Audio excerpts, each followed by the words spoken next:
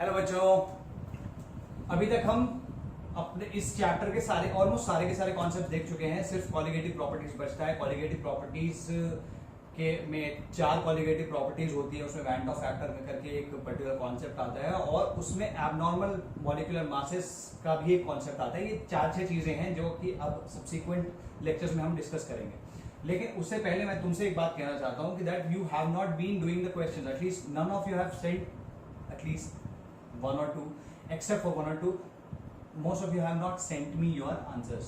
ठीक है, DPP solve करके तुमने भेजा ही नहीं। ठीक है, तो मैं कैसे जानूंगा कि तुमको ये सब कुछ समझ में आ गया। तो what I have decided is कि भाई क्योंकि कोर्स भी हमको जल्दी लेके चलना है, आई एम प्रीटी श्योर कि कुछ लोगों ने थोड़ा लेट ज्वाइन किया है तो तुमको प्रॉब्लम हो रही होगी कैचअप करने में। ठीक है, लेकिन क्या है कि अभी कोर्स को थोड़ा सा फास्ट करना पड़ेगा because we have started already late. और तुम्हें अगर जनवरी का जेई देना है, ठीक है, तो हमारे पास बहुत ज्यादा समय नहीं बचा है। Got it?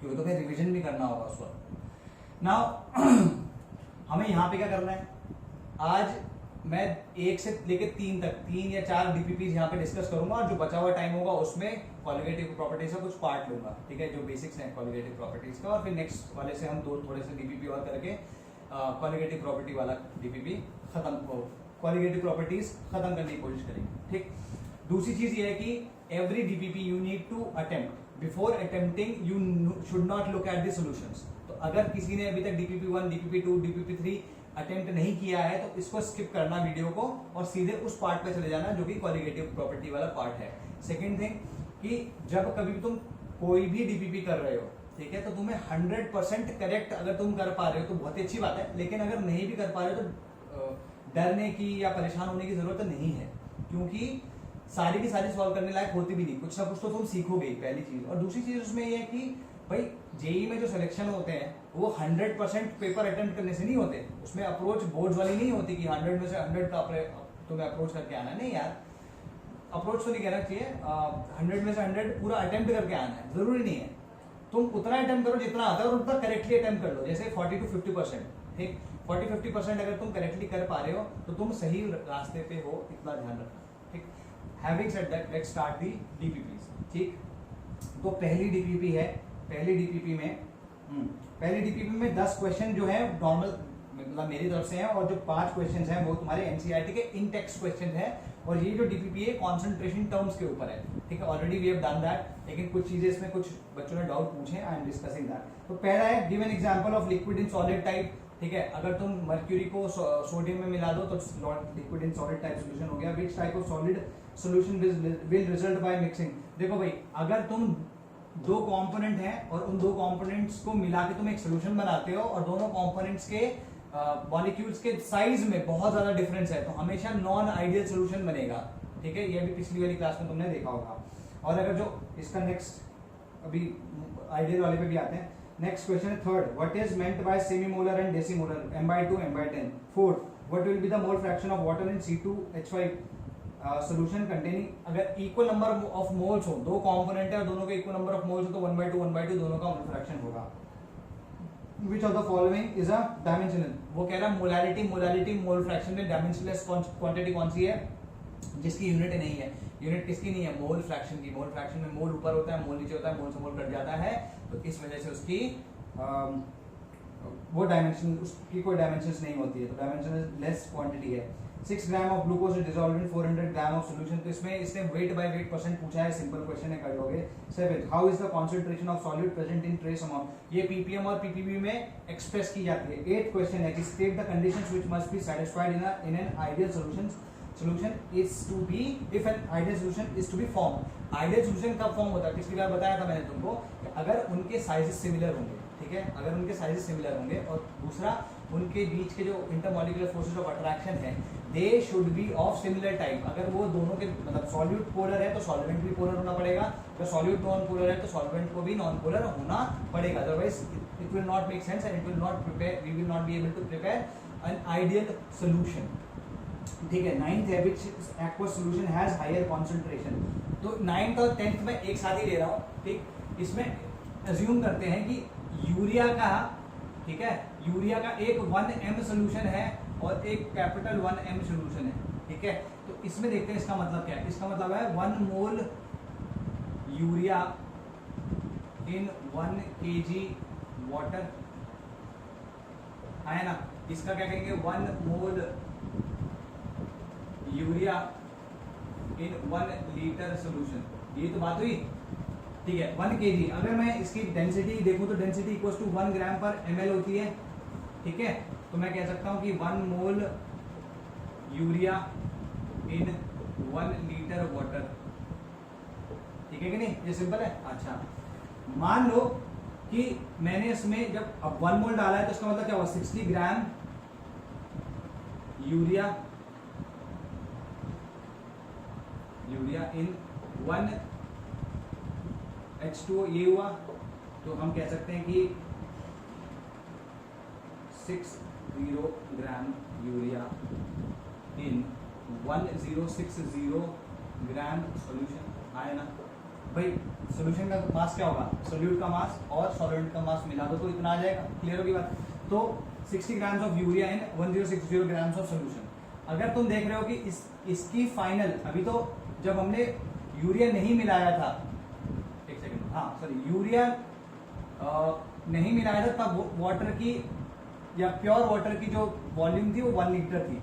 अब हमने यूरिया मिला दिया, ठीक है। मिलाने के बाद भी लेट अस सपोज कि वॉल्यूम चेंज नहीं हुआ। 1 लीटर वाटर था, उसमें 60 ग्राम यूरिया डाल दिया और मिलाने के बाद भी, घोलने के बाद भी वो 1 लीटर ही रहा, अज्यूम करो। तो उस केस में इसकी डेंसिटी क्या होगी, D will be equal to 1060 upon volume of the solution, जो कि वॉल्यूम ऑफ सॉल्वेंट के इक्वल ही आई। क्यों, क्योंकि वॉल्यूम चेंज नहीं हुई, हमने अज्यूम किया कि चेंज नहीं हुई। क्या आ जाएगा 1060 अपॉन 1000, ठीक है, ये ml और ये क्या है ग्राम, तो कितना आएगा 1.06 ग्राम पर ml। तो तुम देख सकते हो कि अगर डेंसिटी 1.06 हुई, अगर डेंसिटी, चलो ठीक है, इसको यहीं पे छोड़ दो। इस वाले केस में अगर हम ध्यान से देखें तो इसको समराइज करने के लिए मैं कह सकता हूँ कि मैंने 1 मोल यूरिया या 60 ग्राम यूरिया डाला 1 kg वाटर में या 1 लीटर वाटर में, ठीक है। फाइनली उसकी वॉल्यूम भी 1 लीटर ही आई। तो तुम देख सकते हो, मैं ये कह सकता हूँ कि 1 mole of urea was dissolved in 1 litre of solution. ये डेफिनेशन किसकी है, 1m की। तो अगर डेंसिटी D इक्वल्स टू 1.06 हुई, then 1m is equals to 1 capital. ये तुम्हारा 10th वाला पार्ट हो गया, ये 10th में है। कब ऐसा होगा, तो कभी भी तुम देखो कि अगर वॉल्यूम चेंज ना हो, तुम्हारा सॉल्यूट डालने पे सॉल्वेंट की वॉल्यूम चेंज ना हो, सॉल्यूशन की वॉल्यूम जो हो वो सॉल्वेंट की वॉल्यूम की जितनी ही आ जाए, तो तब 1m equals to capital 1m हो जाएगा या 1 कैपिटल m हो जाएगा, क्लियर होगी बात। लेकिन जरूरी नहीं हो कि ये हमेशा हो।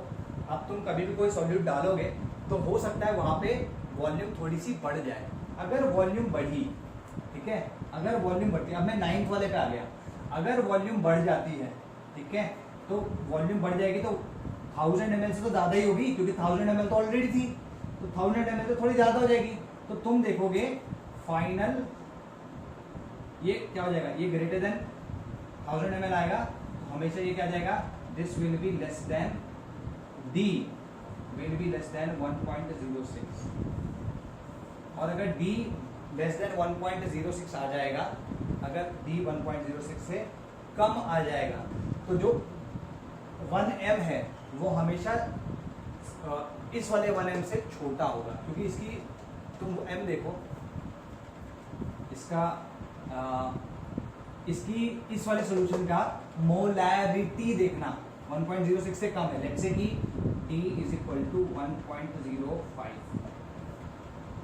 ठीक है, तो 1.05, तो 1m sorry m will be equal to 1 mole, ठीक है, वो तो ऊपर है ही। और इसकी डेंसिटी क्या है, वो सॉरी वॉल्यूम क्या है, 1000 अपॉन 1.05, और ये कितना हो जाएगा, ये कितना है 1000, ठीक है, 1000 से 1000 गया तो कितना आएगा 1.05 आ जाएगा। आपके क्लियर। तो एक सेकंड देखो, मेरे को गलती तो नहीं कर रही, 1.05 है, ठीक है जी, एक सेकंड, मैं इसकी तो एक गलती कर दिया, गलती से मिस्टेक हो गया, सॉरी। अगर D इक्वल्स टू 1.05 आ रहा है, ठीक है। तो तुम देखोगे कि इसकी वॉल्यूम कैसे निकालोगे, m will be equal to what, या volume will be equal to total mass कितना है 1060 अपॉन 1.05। तो तुम देख रहे हो कि ये जो वॉल्यूम आ रही है ये this is greater than 1000 ml, ठीक है। लेट्स से कि ये ऑलमोस्ट 1010 ml आ रही है, ठीक है। तो हम क्या कह सकते हैं, जो इस वाले सॉल्यूशन की मोलैरिटी होगी वो क्या होगी,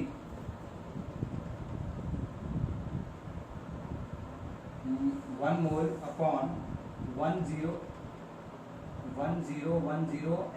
ml को अगर लीटर्स में कन्वर्ट करना हो 1000 से मल्टीप्लाई करना पड़ेगा। तो तुम देख सकते हो that this will be less than 1। तो एक 1 मोलल सोल्यूशन की अगर डेंसिटी या एक 1 मोलल सोल्यूशन की वॉल्यूम अगर उसके सॉल्वेंट से ज्यादा हो जाती है तो उसकी मोलैरिटी 1 से कम हो जाएगी, मोलैरिटी 1 से कम हो जाएगी। और अगर ऐसा हुआ तो तुम देख सकते हो that 1 molal solution is always higher in concentration than 1 molar. ऐसा क्यों? क्योंकि वॉल्यूम हमेशा बढ़ती ही है, थोड़ी बहुत ही सही लेकिन हमेशा थोड़ी ना थोड़ी बढ़ेगी ही। यहाँ पे हमने 1 kg वाटर या 1 लीटर वाटर दिया था, फाइनल जो उसकी वॉल्यूम आई वो 1 लीटर से थोड़ी सी ज्यादा थी। इस वजह से तुम देखोगे कि उसकी जो मोलैरिटी है वो कम हो जाएगी। तो 1 molar solution in general 1 molar solution से ज्यादा होगा। तो हम ये कह सकते हैं in general 1m will be greater than 1m in general. और इक्वल कब होगा? जब उसकी वॉल्यूम चेंज नहीं होगी। तो 9th और 10th तुम्हारा यहाँ पे कंप्लीट हो जाता है। और तुम अगर देखो तो इसके बाद के जो 5 क्वेश्चंस हैं एनसीईआरटी वाले, 30% मास इन कार्बन टेट्राक्लोराइड, ये मैं ऑलरेडी देख चुका हूँ, ठीक है। ये मैं ऑलरेडी करा चुका हूँ तुमको। I think it is the 16th lecture, ठीक है। किसी ने अगर नहीं किया हो तो ये देख सकता है। नाउ लेट्स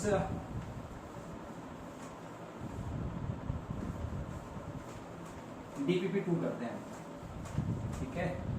DPP2 क्या है? DPP2 में क्या क्वेश्चन है वो देखते हैं।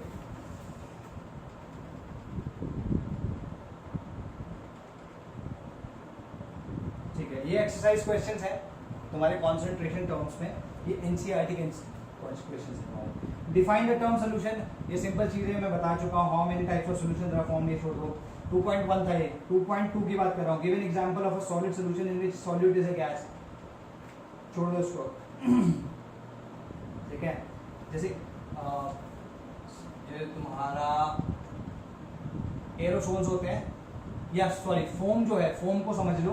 Foam is an example of a solid solution where solid is a gas. Concentration terms का जो क्वेश्चन है 2.3, that is the first question. Define the following terms, mole fraction, molarity, mass percentage. ये मैं करा चुका हूँ, तो ये तो सिंपल थ्योरेटिकल क्वेश्चन है, कर सकते हो। 2.4 concentrated nitric acid used in the laboratory is 68% nitric acid by mass in aqueous solution.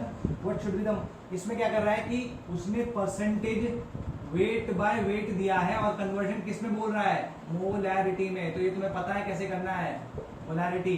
इसमें डेंसिटी दी हुई है, क्यों? क्योंकि ये एक टाइप का, ये बाय मास वाली, ये मास डिपेंडेंट है, वॉल्यूम डिपेंडेंट है। तो वॉल्यूम डिपेंडेंट को मास डिपेंडेंट और वाइस वर्सा में कन्वर्ट करने में या वाइस वर्सा तुम्हें डेंसिटी की जरूरत पड़ेगी, ठीक है। तो मोलैरिटी क्या होती है?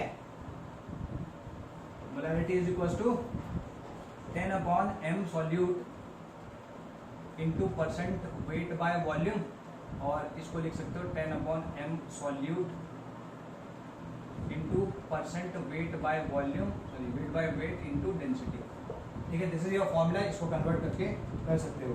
2.5 solution of glucose in water is labelled 10%, तो इसमें वेट बाय वेट दिया हुआ है। What would be the molarity and mole fraction of the component? इसमें सिंपल सा है, ये परसेंटेज वेट बाय वेट को मोलैलिटी एंड मोल फ्रैक्शन में कन्वर्ट करने को बोला है, फिर उसकी डेंसिटी दी और मोलैरिटी में कन्वर्ट करने को बोला है। सिमिलर सा ही क्वेश्चन है, ये तुम कर सकते हो।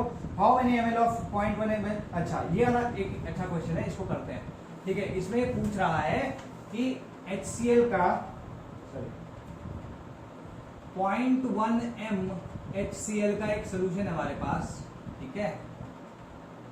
इसकी V वॉल्यूम हमको लेनी है, V ml लेने हैं हमको इसके, हमें नहीं पता V कितना है। ये V ml किस लिए लेने, ये देखो 2.6 है भाई, हमारे पास 1 ग्राम मिक्सचर है, ठीक है। 1 ग्राम मिक्सचर है किसका, equal to x mole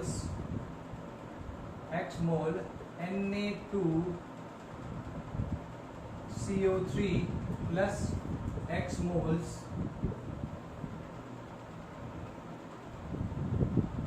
NaHCO3। वो क्या कहना चाह रहा है, कह रहा है कि हमारे पास एक इक्विमोलर मिक्सचर है सोडियम कार्बोनेट और सोडियम बाइकार्बोनेट का।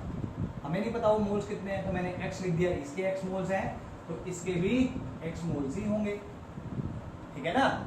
इसमें तो कोई गलत नहीं है, कुछ डाउट नहीं होना चाहिए तुमको, ठीक है। अच्छा, इसका जो टोटल मास है, वो बता रहा है इसका टोटल मास इज 1 ग्राम, ठीक है। तो मैं इसका मास निकाल लेता हूँ। अभी 1 ग्राम मिक्सचर क्या यहाँ पे दिया है, 1 ग्राम मिक्सचर इसका दिया है, तो 1 ग्राम इज इक्वल टू, इससे कितने मोल्स हैं x इंटू इसका मोलर मास कितना है भाई, Na2 23 46, और ये कितना होता है 12 और 48 60 106, ठीक है जी, क्लियर है। प्लस x, ये कितना हो जाएगा 23 24 और 60 84, कितना आ गया है x into 106 plus 84 which is x into 190, तो x will be equal to 1/190, ठीक है, इतने मोल्स, क्लियर है ये, ठीक है जी।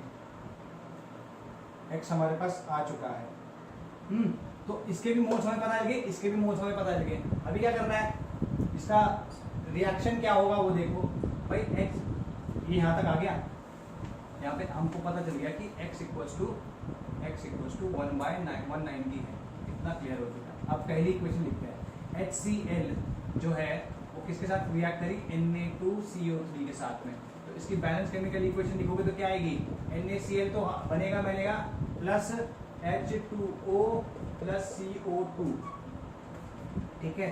यहाँ पे ये आएगा और ये बनेगा, ये बैलेंस हो गया अभी 2HCl ब्ला ब्ला, ठीक है जी, क्लियर है।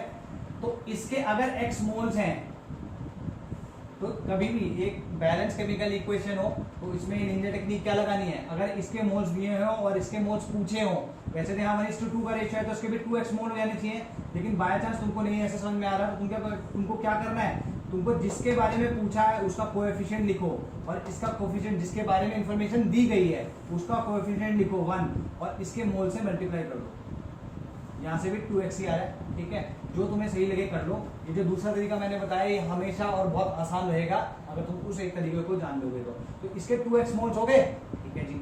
अच्छा, अब बात करते हैं HCl प्लस NaHCO3, इसमें क्या मिलेगा, NaCl plus H2O plus CO2, ये आ जाएगा तुम्हारे पास, ठीक है। अगर तुम इसमें देखो तो इसके x मोल्स है, ये बैलेंस केमिकल इक्वेशन है, देख लेना चाहिए तुम, तो ये अगर इसके x मोल्स है तो इसके भी x मोल्स हो गए, तो इन टोटल मोल्स जो आ रहे हैं HCl के वो कितने हैं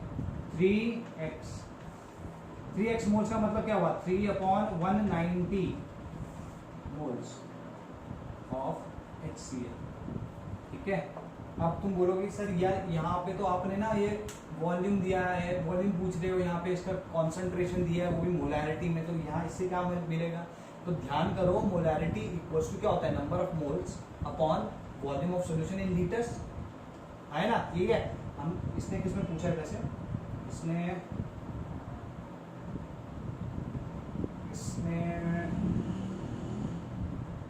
अच्छा हाउ मेनी ml, तो ml में पूछा है इसने, ठीक है जी, इसने ml में पूछा है, लीटर में नहीं पूछा, तो हम क्या करेंगे, देखो ये मोल्स आ चुके हैं, तो मोलैरिटी क्या होती है, molarity equals to number of moles upon volume in ml लिख रहा हूं यहाँ पे, और इनटू 1000 कर दे रहा हूं यहाँ, ठीक है। यहाँ पे m कितना दिया हमें 0.1, फॉर्मूले में डाल दो ना अभी। नंबर ऑफ मोल्स कितने हो गए 3/190, V in volume, V in ml हमको चाहिए, ये तो हमारा हमें हमसे पूछा हुआ है, और 1000 ये हो गया। ठीक है जी। तो अगर हम देखें तो V इक्वल्स टू कितना आएगा 3/190 इंटू 1000 अपॉन 0.1। ठीक है, ये गया कितना आएगा 3000 अपॉन 19 ml। ठीक है, ये तुम्हारा आंसर हो गया। ये तुम्हारा 2.6 था। अच्छा क्वेश्चन है।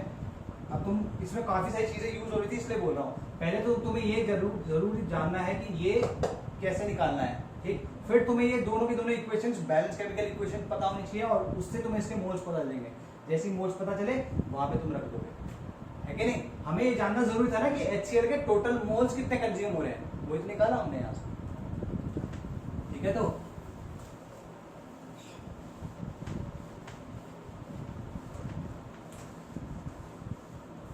ठीक है।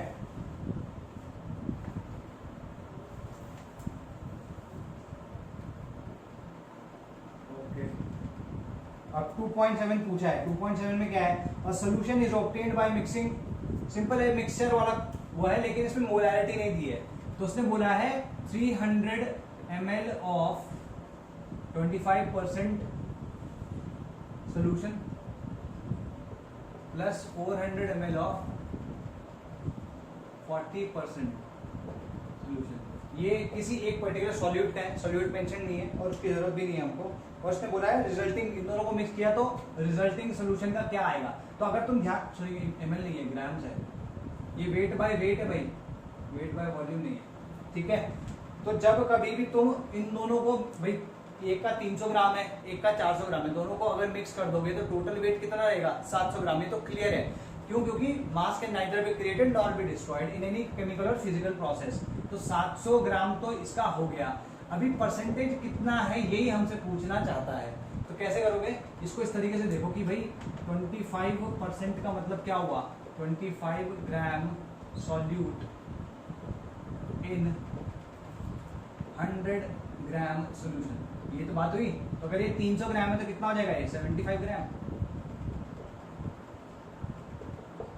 ठीक, सेम वे तुम इसकी बात करो, इसमें ये कह रहा है 40% का मतलब क्या हुआ, 40 ग्राम इन 100 ग्राम सोल्यूशन।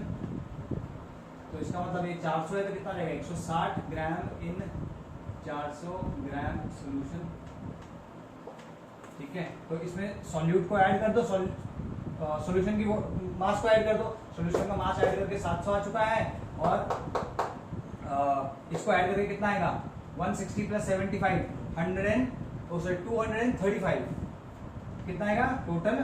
इन दोनों को ऐड करेंगे तो 235 grams of solute in 700 gram of solution. ठीक है, तो तुम्हारा यहाँ पे परसेंटेज कितनी आएगी 235 अपॉन 700 इंटू, ये तुम्हारा आंसर आ गया। ठीक है, ऐसे कर लेना, आ जाएगा। Okay, now it's 2.8. An antifreeze solution is prepared by ethylene glycol इतना, water इतना, calculate the molality of the solution। ठीक है, इसमें मोलालिटी डायरेक्टली पूछी है, इन्फॉर्मेशन दी हुई है, तुम कर सकते हो। डेंसिटी दी है और उसके बाद मोलालिटी पूछी है, वो भी तुम कर सकते हो। ठीक है, सैंपल, अब इसमें क्या किया है कि इसमें कुछ इन्फॉर्मेशन दी है इन ppm।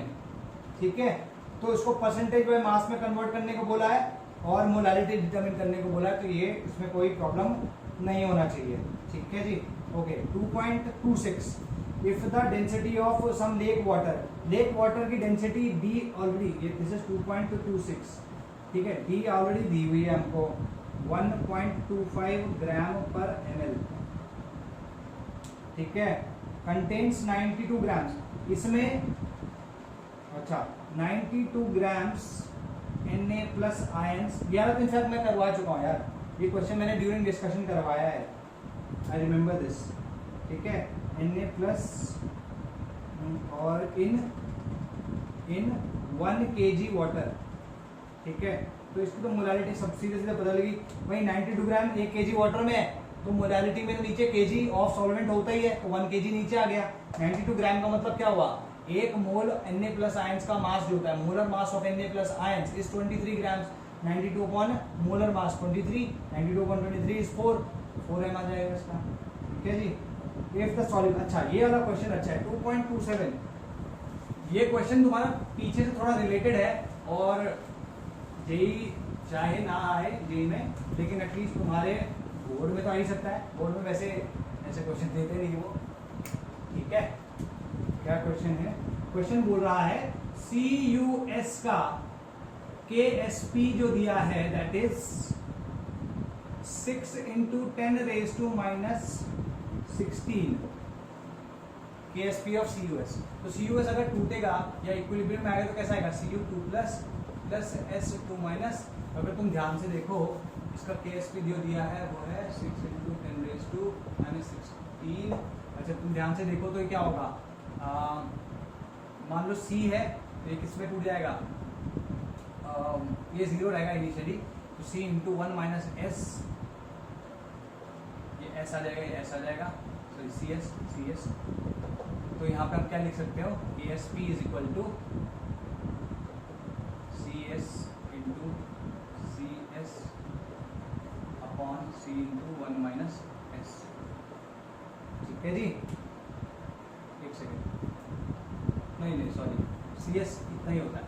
ठीक है, तो यहाँ पे अगर तुम ध्यान से देखो तो द मैक्सिमम मोलैरिटी ऑफ, ठीक एक सेकेंड ना, KSP = S²। ठीक है, दिस इज नॉट, अगर हम 1 इसकी मोलैरिटी लेते हैं तो this is what is going to be the C। ठीक है, ये S × S हो जाएगा, ये S² आ जाएगा। तो तुम देखोगे S will be equal to √of KSP। तो ये जो S दिया होता है ना, ये तुम्हारी मोलैरिटी में होता है। वैसे तो इसको सॉल्युबिलिटी कहते हैं, जो सॉल्युबिलिटी एक्सप्रेस की जाती है वो in terms of molarity express की जाती है। तो तुम्हारा S जो है, जो S रिप्रेजेंट इस चीज को करता है कि maximum amount of solute in ionic form that can be dissolved या that can remain in dissolved form in the solution, वो S रिप्रेजेंट करता है। तो जिसने मैक्सिमम मोलैरिटी पूछा है वो एक्चुअली में S के बारे में पूछ रहा है कि maximum molarity means solubility and solubility is S, और S इसके हिसाब से कितना आएगा? √of KSP। तो इसका अंडर जो है या आंसर जो है वो आएगा √of 6 × 10⁻⁻8 mole capital. This will be our answer. ठीक है जी, दिस इज क्लियर। अच्छा अब 2.7 हो चुका है। Calculate the mass percentage of, इसमें कुछ नहीं है, इसमें मास ऑफ एस्पिरिन दिया है और एसिटोनाइट्राइल का मास दिया है 450, तो मास परसेंटेज निकल जाएगी। ठीक है, अभी नैलोरफिन की बात करते हैं 2.29। ठीक है, ये एक अच्छा क्वेश्चन है, इसको करते हैं।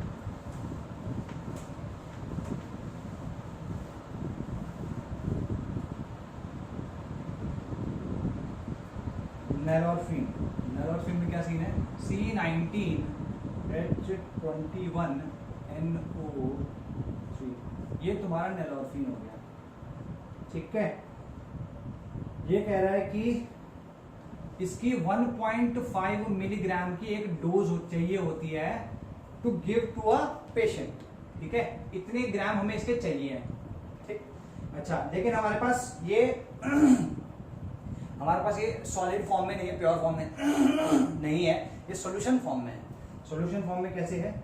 ये कहता है हमारे पास 1.5 × 10⁻³ स्मॉल m एक्वस सॉल्यूशन है। ठीक है, तो हमें इस सॉल्यूशन के कितना बोला कैलकुलेट, अच्छा इसका इस सॉल्यूशन का कितना मास हमको देना चाहिए, दोबारा बोल रहा हूं, इस सॉल्यूशन का कितना मास हमको देना चाहिए कि ताकि हम इतना ग्राम ऑफ या इतने मिलीग्राम्स ऑफ नैलोरफिन का एक डोज बना सके। मतलब मुझे अगर कोई डोज देगा और इसका x लेट से वो x ग्राम्स है, इसके x ग्राम्स का अगर मुझे डोज मिला तो उस x ग्राम्स में 1.5 मिलीग्राम्स ऑफ नैलोरफिन होगा। That's what they are asking. Now this is a very very dilute solution. तो यहाँ पे जब मास ऑफ सोल्यूशन पूछ रहा है ना, तो तुम इसको डायरेक्टली ले सकते हो मास ऑफ सॉल्वेंट, और इस केस में मास सॉल्वेंट क्या है, H2, तो मास ऑफ H2O। क्यों ऐसा बोल रहा हूं, क्योंकि तुम देखोगे कि मास ऑफ H2O जो है या सोल्यूशन जो है वो ग्राम्स में आएगा, और यहाँ ये मिलीग्राम्स में आएगा, तो कंपैरिजन ही नहीं है, ठीक है, नेग्लिजिबल हुआ as compare to the mass of the solution, ठीक है। तो हम ये अज्यूम करेंगे पहली चीज। अच्छा, अब इसको डिकोड करते हैं। देखो भाई 1.5 इंटू 10⁻³ m का मतलब क्या हुआ, इसका मतलब क्या हुआ, इसका मतलब ये हुआ कि इसका मतलब क्या हुआ कि 1.5 into 10⁻³ mole of nalorphine in 1 kg water, ठीक है। तो 1.5 इंटू 10⁻³ मोल है, इसका मोलर मास क्या है, मोलर मास कैलकुलेट कर सकते हो 12 इंटू 19, ठीक है। कार्बन का मास हो गया 21 इंटू 1, 1 इंटू 14 एंड 3 इंटू 16, ये कितना हो गया 240 228, ये 21, और ये हो गया 14, और ये हो गया 48, ठीक है। 8 8 16 4 20 21, 1 हासिल लगा 2 2 2 4 2 6 4 10 और 11 हासिल लगा 1 3 311, ठीक है जी, ये 311 हो गया आपका, ठीक है। तो 311 इसका मोलर मास हो गया। तो क्या करूंगा, इसका मास निकालने के लिए मैं इसके मोल्स को 311 से मल्टीप्लाई कर दूंगा। ये कितना है, this will come out to be the grams, in grams, ठीक है। Grams of what, grams of nalorphine in 1 kg water, ठीक है। अगर तुम्हें नहीं भी करना है, जैसे मैंने यहाँ पे क्या किया, मैंने मास ऑफ सॉल्यूशन जो था वो मास ऑफ सॉल्वेंट अज्यूम कर लिया। तुम्हें अगर नहीं करना तो इट इज ऑल राइट, जरूरी नहीं है। तुम क्या कर सकते हो, इसका जो मास निकल के आएगा, कितना आएगा ये मास 311 इंटू 1.5, समझो 311 इंटू 1.5, ठीक है, 5 5 15 311 5 6 6 4, ठीक है। 466.5 into 10⁻³ which will come out to be 4.665 grams, ठीक है, in 1000 ग्राम ऑफ H2। यही हुआ ना इसका मतलब। तो अगर तुम इसको ऐड भी करो, इसमें तो बहुत ज्यादा फर्क नहीं पड़ रहा है, इसलिए मैं बोल रहा था। बट अगर तुम करना चाहते हो, आंसर में बहुत ज्यादा फर्क नहीं पड़ेगा। ये कितने ग्राम हुए, अगर तुम इसको मिलीग्राम्स में कन्वर्ट करो तो ये कितने हो जाएंगे 466.5 इन मिलीग्राम्स, आया ना, मिलीग्राम्स में ऐसा आ जाएगा। हमें कितने मिलीग्राम चाहिए 1.5, हमें तो इतने चाहिए नहीं। तो हम अगर इसके x ग्राम्स लेते हैं जिसमें 1.5 मिलीग्राम्स हैं, तो तुम क्रॉस मल्टीप्लाई करके इसको x को निकाल सकते हो। x इक्वल टू क्या आएगा 466.5 x is equal to 100 into 1.5, ठीक है। तो x will be equal to 100 into 1.5, ठीक है, अपॉन 466.5। अगर तुम इसको देखो तो 311 बाय 1 इंटू 1.5 था, तो eventually it will come out to be upon 311। तो आंसर जो आएगा तुम्हारा that will come out to be somewhere near 3 grams, 3 grams के आसपास कहीं आएगा। कैलकुलेशन कर लेना इसकी, मैं तुम्हारे ऊपर छोड़ रहा हूँ इस कैलकुलेशन को। Now how much time we have already completed भाई 34 मिनट्स तो सिर्फ दो डीपीपीज में हो गए। ऐसा करते हैं, ये 2 डीपीपी आज कर दो, बाकी कल करेंगे। अभी मैं नेक्स्ट शुरू कर देता हूँ। एक लास्ट क्वेश्चन है, इसको देख लेते हैं करने लायक है कि नहीं। Calculate the amount of benzoic acid required for preparing 250 ml of, ठीक है, ये तो सिंपल क्वेश्चन है। इसमें तुम्हें मास दिया हुआ है, और सॉरी मास पूछा हुआ है, और इसमें वॉल्यूम दी है और मोलैरिटी दी है, ठीक है। तो यहाँ पे तुम्हारा ये डीपीपी खत्म होती है। ठीक, अब हम बात करते हैं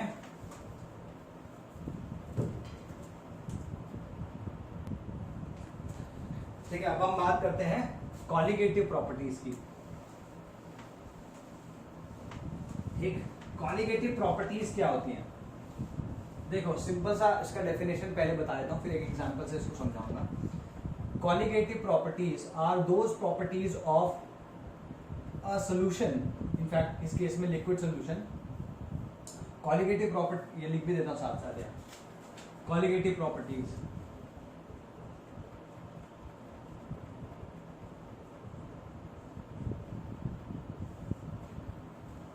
those properties of a liquid solution, those properties of a liquid solution which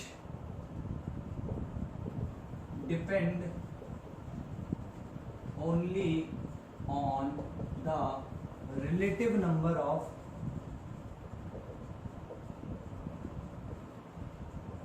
solute particles and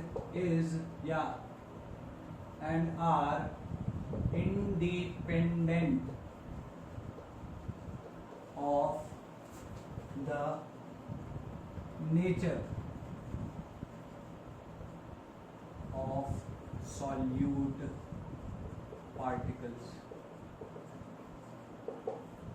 ठीक है जी, are we clear about this? दोबारा बोल रहा हूँ, those properties of a solution which depend only on the relative number of solid particles and not on their nature। Nature से कोई फर्क नहीं पड़ता कि किस तरीके का नेचर है, लेकिन उसके नंबर ऑफ पार्टिकल्स क्या है, सिर्फ और सिर्फ उस पर डिपेंड करता है, पहली चीज। दूसरी चीज तुम लिख सकते हो, these properties are also called democratic properties. Democratic properties क्यों कही जाती है? जैसे डेमोक्रेसी में क्या होता है कि भाई नंबर ऑफ वोट्स काउंट करते हैं ना, किसने वोट किया डजेंट मैटर, लड़का लड़की, ठीक है, बूढ़ा जवान, कोई फर्क नहीं पड़ता। ठीक, जो नंबर ऑफ वोट्स है उस पे पूरा का पूरा चीज डिपेंडेंट होती है। इसमें भी यही है कि नंबर ऑफ पार्टिकल्स पे या नंबर ऑफ सॉल्यूट पार्टिकल्स पे ही डिपेंड कर रहा है। वो सॉल्यूट पार्टिकल्स हैं किसके, इस पे कोई डिपेंड नहीं करता। तो तुम लिख सकते हो they are also called democratic properties. ठीक है, they are also called democratic properties. तो इसका एग्जांपल लेते हैं।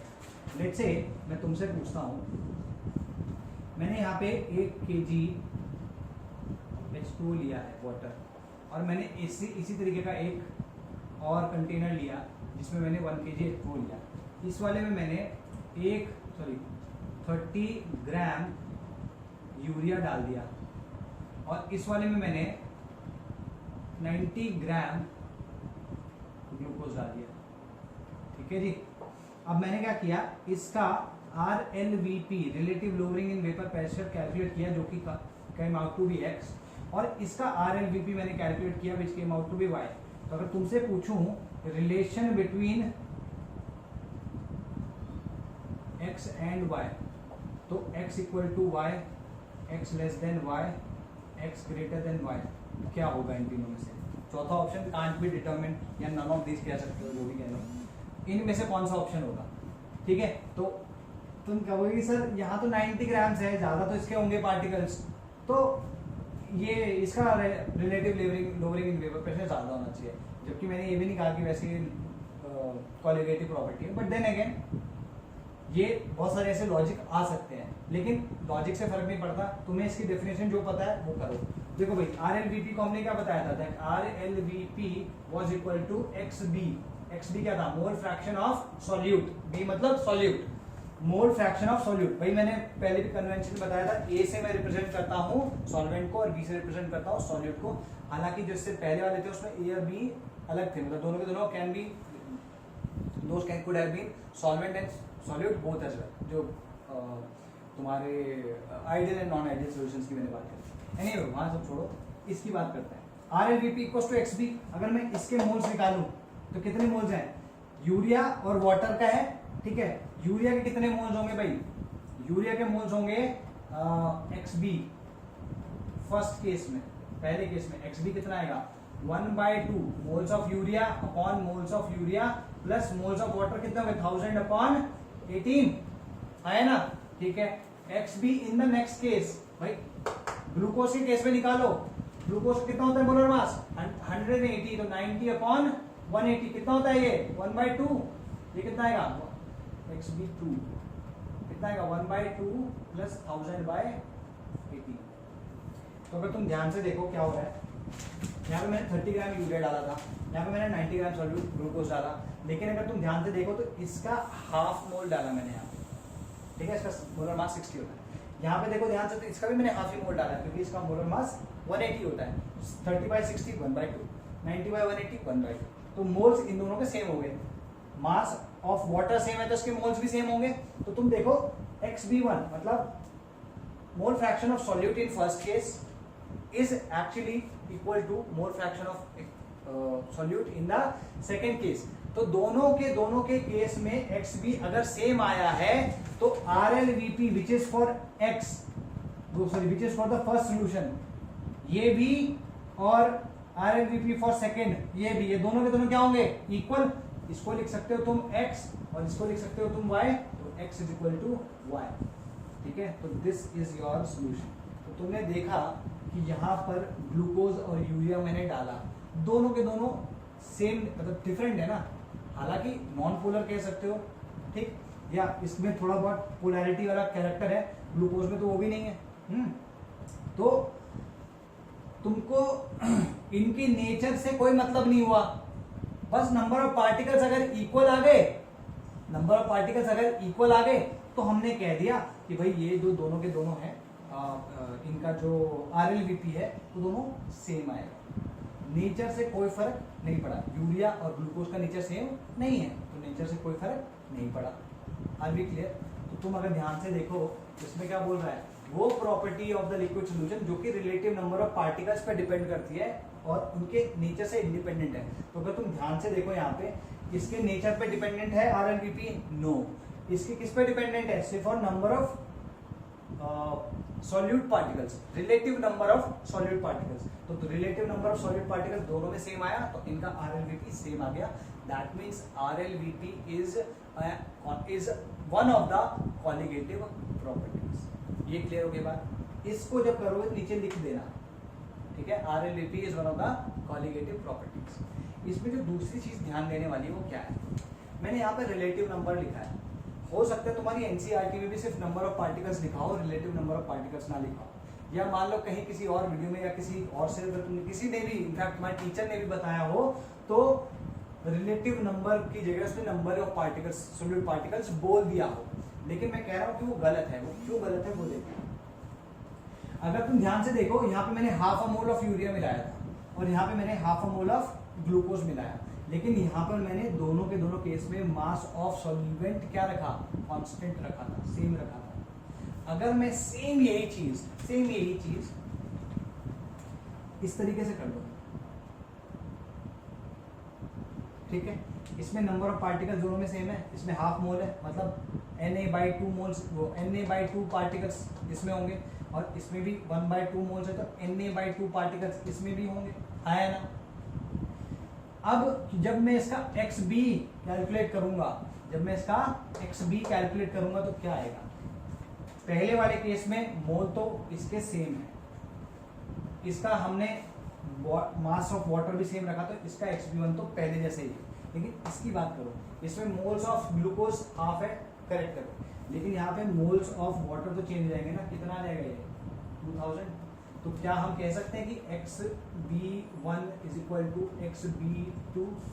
नहीं, we can not say that. ये दोनों के दोनों अलग होंगे, क्योंकि ये दोनों के दोनों अलग हैं तो जो RLVP फॉर दिस और जो RLVP फॉर दिस, ये दोनों के दोनों जो RLVP आएंगे ये डिफरेंट आएंगे, ये दोनों के दोनों RLVP कैसे आएंगे, डिफरेंट आएंगे। तो इस केस में X will not be equal to Y, ये तो क्लियर हो गया।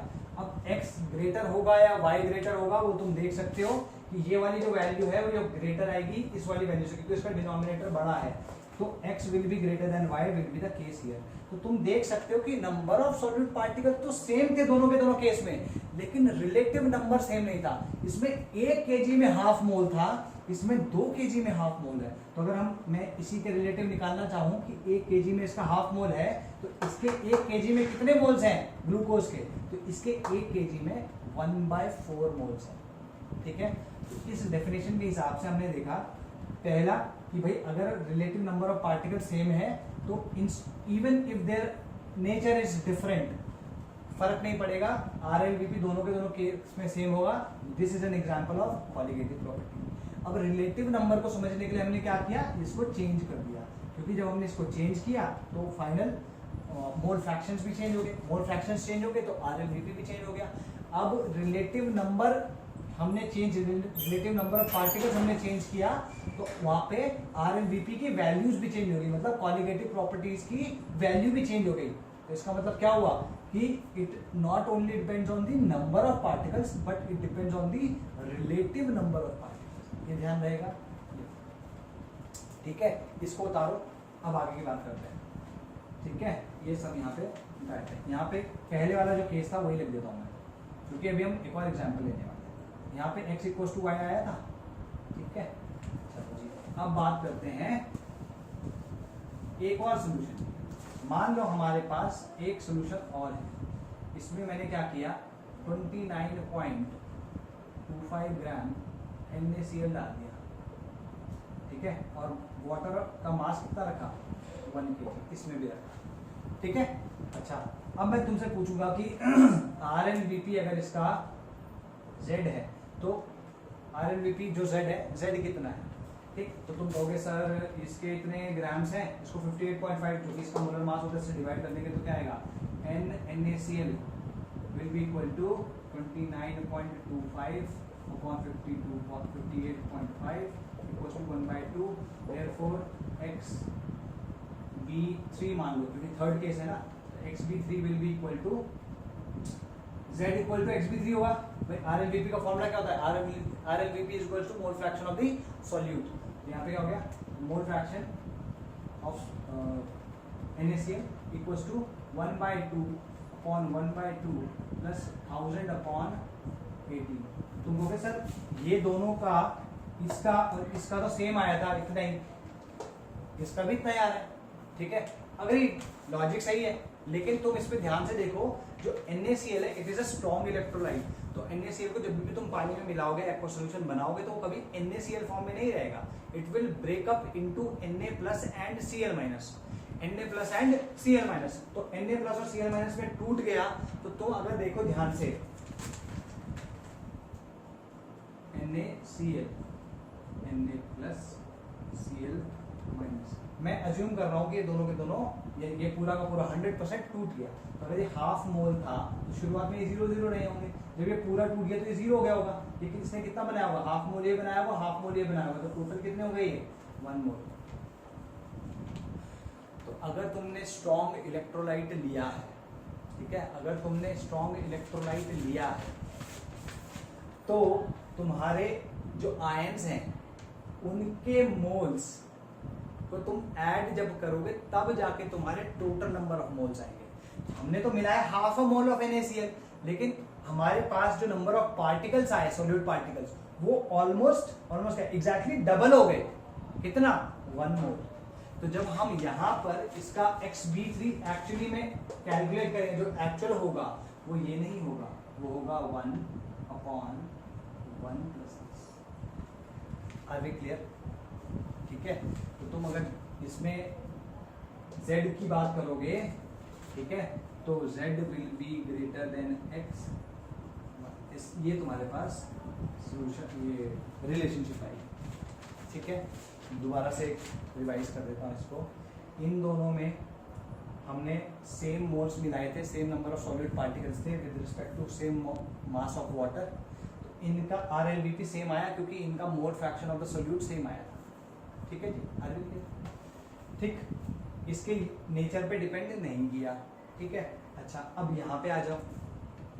यहाँ पे अगर तुम कहोगे मैंने इसमें सर हाफ मोल, इसको हाफ मोल ही समझ लो, हाफ मोल ऑफ NaCl मिलाया, लेकिन जो NaCl है वो टूटता है, तो अभी सोल्यूशन में हाफ मोल नहीं है सॉल्यूट का, सोल्यूशन में 1 मोल आ चुका है सॉल्यूट का, तो इसका मोल फ्रैक्शन ये आएगा which is greater than the mole fraction of this and this. इसका मतलब इसकी जो RLVP की वैल्यू होगी वो ग्रेटर होगी इन दोनों से, जो कि मैंने यहाँ पे लिखा है। Are we clear? तो ये तुमको देखना होगा यार कि ये क्या हो रहा है ना। इन्हीं चीजों को अभी हम डिस्कस करेंगे जिसमें हम वैंट ऑफ फैक्टर की बात करते हैं, ठीक है। तो हमें ये जानना जरूरी है कि हमने सॉल्यूट कौन सा डाला है, और सॉल्यूट को सोल्यूशन में डालने के बाद या सॉल्वेंट में डालने के बाद उस सॉल्यूट का हो क्या रहा है। अगर सॉल्यूट अपना ऐसी यूरिया और ग्लूकोज के जैसे इंटैक्ट है कि भाई 10 मोल डाले तो 10 ही मोल है उसके, मतलब डिड नॉट ब्रेक, डिसोशिएट और एसोसिएट, या तो डिसोशिएट हो जाएगा या एसोसिएट हो जाएगा। अगर इन दोनों में से कुछ नहीं होता तो सिंपल सी बात है, हमें कुछ सोचने की जरूरत नहीं है, जो हमें पता करा है, जो हमें अभी तक पता चला है उसी से हम ये काम कर सकते हैं, ठीक। लेकिन अगर वो डिसोशिएट हो रहा है तो हमें ध्यान देना होगा कि इसमें नंबर ऑफ पार्टिकल्स जितने हमें दिए हैं उतने नहीं, उससे ज्यादा हो सकते हैं, तो वो कितने ज्यादा होंगे वो कैलकुलेट करना मैं बताऊंगा। अच्छा, एक और केस है, मान लो कि तुम्हारे पास ऐसा कोई सॉल्यूट है कि जिसे तुमने किसी सॉल्वेंट में डाला और वो एसोसिएट हो गया। जैसे मान लो कि हमारे पास एक ऐसी 1 kg ऑफ वाटर समझ लो, ठीक है, 1 kg ऑफ वाटर है, मैंने इसमें A डाला, कितना 40 ग्राम्स, इसका मोलर मास ऑफ A जो है वो है 80 ग्राम्स, तो अगर तुम ध्यान से देखो तो कितना हो गया, हाफ मोल्स ऑफ A हो गया, ठीक है जी। अच्छा, लेट्स से कि ये एसोसिएट कर रहा है, मतलब लेट्स से एग्जांपल के तौर पे डाइमराइज कर रहा है। डाइमराइज करने का मतलब क्या हुआ, 2 molecules of A will make 1 molecule of A2, ठीक है। ये किस तरीके से जुड़ जाएंगे, अभी इस पे दिमाग मत लगाओ कि ये सर कैसे हो गया, 2 मॉलिक्यूल जुड़ के डाइमर कैसे बन गया, उसके एग्जांपल भी आएगा, but doesn't matter for the time being. Just imagine कि 2 मॉलिक्यूल थे, उसे हमने जैसे सॉल्वेंट में डाला, वो दोनों के दोनों एग्रीगेट करके एक मॉलिक्यूल की तरह, एक पार्टिकल की तरह बिहेव करने लगे। तो अगर मैं इसके 2 पार्टिकल्स डालता हूं तो एक पार्टिकल मिलता है मुझे, जस्ट हाफ। अगर मैं इसके 100 पार्टिकल डालूंगा तो कितने मिलेंगे, 50। अगर मैं इसका 1 मोल डालूंगा तो कितने मिलेंगे, हाफ अ मोल। लेकिन मैंने इसका डाला कितना मोल है, हाफ अ मोल। अगर मैं इसका हाफ मोल डालूंगा तो इवेंचुअली मुझे कितने मोल्स मिलेंगे, 1/4 मोल। तो इस केस में अगर मैं इसका XB mole fraction of the solute निकालूं तो वो क्या आएगा, mole fraction of the solute, इसमें XB4 लिख रहा हूं, which is equal to let's say P। RLVP अगर मैं इसका कैलकुलेट करने को बोलूं, let's say RLVP is Z dash मान लो, चलो तो Z dash equals to XB4, मतलब फोर्थ वाले केस में सॉल्यूट का मोल फ्रैक्शन कितना होगा, 1/4 अपॉन 1/4 प्लस 1000 अपॉन 18, ठीक है। तो ये तुम देखोगे इससे और इन तीनों से छोटा है। तो अगर यहाँ पे तुम इनका रिलेशनशिप निकालना चाहो तो z is greater than x equal to y and they are greater than z dash, ठीक है। ये समझ में आया कि नहीं आया? पहली चीज जो समझनी थी कि नेचर पे डिपेंड नहीं करता, सिर्फ नंबर ऑफ पार्टिकल्स पे डिपेंड करता है, और वही चीज मैं यहाँ पे बता रहा हूँ कि नंबर ऑफ पार्टिकल सिर्फ इस पे डिपेंड नहीं करता कि तुमने डाला कितना है, इस पे भी डिपेंड कर दिया कि जब वो सोल्यूशन के अंदर पहुंचा तो उसने एसोसिएट किया या डिसोसिएट किया या कुछ नहीं किया। अगर कुछ नहीं किया तो नॉर्मल, कोई टेंशन नहीं है, कर लो। अगर एसोसिएट या डिसोसिएट किया तो हमें ये जानना जरूरी है कि नंबर ऑफ पार्टिकल्स एक्चुअली में है कितने, उसके बेसिस पे हम ये XB, ठीक है, या फिर मोलैरिटी वो कैलकुलेट करेंगे। वो कैलकुलेट करने के लिए, मतलब इसके नंबर ऑफ पार्टिकल्स कैलकुलेट करने के लिए मैं तुम्हें अभी बताऊंगा चीजें, ठीक है जी। ओके, तो पहले एक चीज लिख लो जिसको हम कहते हैं डिग्री ऑफ डिसोसिएशन और एसोसिएशन, इसकी डेफिनेशन लिख लो। आई होप ये तुम्हें समझ में आ गया हो। किसी को इसमें डाउट हो तो भाई प्लीज बताना। I think you guys are running a little late, मतलब थोड़ा सा पीछे चल रहे हो तुम कोर्स में। जो आज वीडियो देता हूं तुम 1-2 दिन बाद देख रहे हो उसको।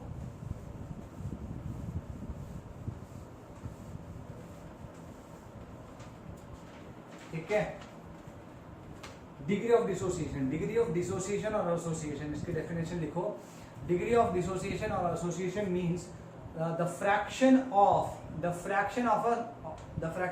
1 mole of substance that dissociates or associates. The fraction of 1 mole of substance that dissociates or associates, वो तुम्हारा क्या कहलाता है? डिग्री ऑफ डिसोसिएशन या एसोसिएशन। जैसे मान लो मैं कहता हूं मैंने 1 मोल ए बी कोई सॉल्यूट है, ए बी टूटता है इस तरीके से, ए बी जो टूटता है वो टूटता है ए प्लस और बी माइनस में, ठीक है, इस तरीके से ये टूट जाता है। तो मैंने इसका 1 मोल लिया और मैं कहता हूं कि इसका डिग्री ऑफ डिसोसिएशन जो है वो 0.5 है। इसका मतलब क्या हुआ? इस 1 मोल में से सिर्फ 0.5 मोल्स ए बी डिसोसिएटेड, ठीक है। Are we clear about this? दोबारा बोल रहा हूं, चलो ठीक है। 0.5 का मतलब ये हो गया। अच्छा, 1 मोल लिया था, अगर मैं कहता हूं इसका अल्फा इक्वल्स टू 0.3 है, इसका मतलब क्या हुआ कि out of 1 mole only 0.3 moles A B dissociated, ठीक है। क्लियरली बात सिंपल था। अच्छा, अगर मैं बात करता हूं एसोसिएशन की, एसोसिएशन में भी ऐसी है। मान लो एसोसिएशन इसका 0.7 है, 0.7 का मतलब क्या हुआ कि out of 1 mole 0.7 moles associate कर गए। अब वो एसोसिएट करके डाइमराइज हुए या ट्राइमराइज हुए या टेट्रामराइज हुए या पॉलीमराइज हुए, ये दूर की बात है, बट हमें ये जानना जरूरी है कि 1 मोल में से कितना फ्रैक्शन, 1 मोल में से कितना फ्रैक्शन एसोसिएट या डिसोसिएट हुआ है। That's what we need to know, okay. और जो सेकंड चीज इसमें जानने की है, that alpha will always be between 0 and 1।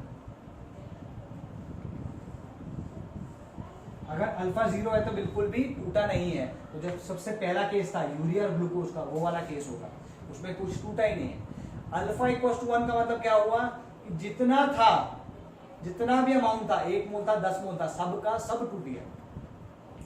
और इसके बीच में अगर कहीं पे है 0.5, 0.7, 0.37 कुछ भी, उसका मतलब क्या है कि जितना दिया था उसका उतना फ्रैक्शन टूट गया। 0.37 का मतलब क्या हुआ? 0.37 fraction of the whole thing got dissociated और एसोसिएटेड, ठीक है जी। ये डिग्री ऑफ डिसोसिएशन की बात हुई। चलो जी, अब एक दो चीजें लिख लो कॉलिगेटिव प्रॉपर्टीज के बारे में। ऑल कॉलिगेटिव, पढ़ के बता रहा हूं, all colligative properties are interconnected. All colligative properties are interconnected. That means well, if we know value of, that means if we know value of one property, we can know the value of another property. We can calculate the value of another property. ठीक है? Are we clear?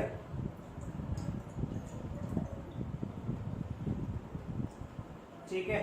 Second चीज इसमें लिखो,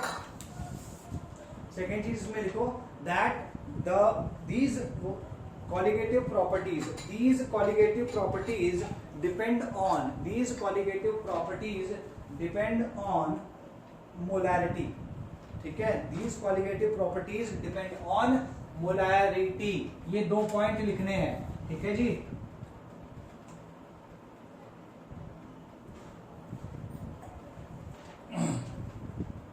These colligative properties depend on molality, ठीक है। अच्छा, अभी types of molality बताएगा। तो टाइप ऑफ colligative properties,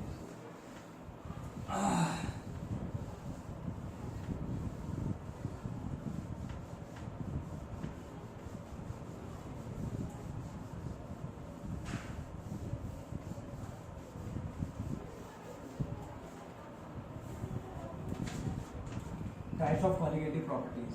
देखो भाई, 4 तरीके की होती हैं। एक होता है RLVP, ये सबसे पहले भी लिखवाया था मैंने, बस इनको अभी लिख लो। Elevation in BP, boiling point, ठीक है। और इसको बोलते हैं, third is depression in freezing point, and fourth is osmotic pressure, ठीक है जी। ये चारों हैं, ठीक। इसके बारे में तुम ऑलरेडी देख चुके। अब कंडीशन क्या है इसमें? कंडीशन क्या है? 2 कंडीशंस होती है इसमें, ठीक है। एक first condition, all solution should be dilute होना चाहिए भाई सोल्यूशन, तब जाके ये फॉलो होंगी। और सेकंड होता है solute should be non volatile, solute should be non volatile. भाई अगर नॉन वोलेटाइल नहीं हुआ, if the solute is volatile, if the solute is volatile, तब ये इनका कोई मतलब नहीं है कॉलिगेटिव प्रॉपर्टीज का। ये कॉलिगेटिव प्रॉपर्टीज उस वक्त होंगी ही नहीं, they don't exist at all. तो अगर नॉन वोलेटाइल सॉल्यूट होगा तो ही प्रॉपर्टीज एग्जिस्ट करेंगी। ठीक है, तो कितना टाइम हो गया? ठीक है, आई थिंक आज के लिए इतना कंप्लीट करते हैं। वैंट ऑफ फैक्टर कल कराऊंगा, कल थर्ड और फोर्थ जो तुम्हारा डीपीपी है वो भी डिस्कस होगा। ठीक, वो दोनों डिस्कस करके वैंट ऑफ फैक्टर और एटलीस्ट एक कॉलिगेटिव प्रॉपर्टीज अपन डिस्कस कर लेंगे। चलो बाय बाय, टेक केयर।